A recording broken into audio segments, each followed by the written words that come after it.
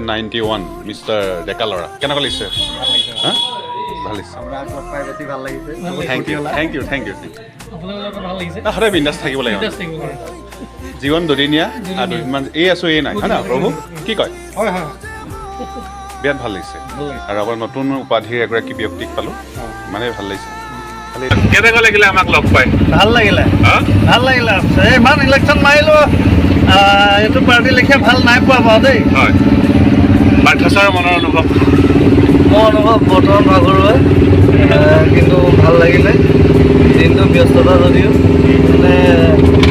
enjoy কৰিলোঁ বুলি ক'ব লাগিব কাইলৈ অনুভৱ হ'ব সেইটো ভাগৰটো গ'লে ঠিক আছে বঢ়িয়া ছাৰ কি ক'ব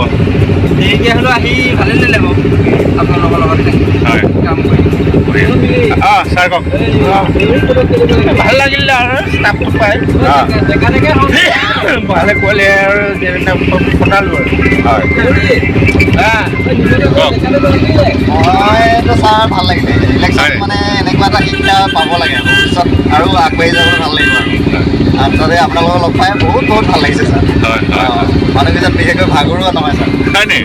থেংক ইউ ছাৰ কি ক'ব এইফালে ছাৰ এইফালে চাওক কওক বৰ ধুনীয়া টিম এটা পালোঁ একেবাৰে মানে নিজৰ ঘৰৰ নিচিনাকৈ কামবোৰ কৰিলোঁ মই কামবিলাকৰ সুবিধা ল'লোঁ আৰু ন এইখিনি সকলোৰ পৰা অ'কে থেংক ইউ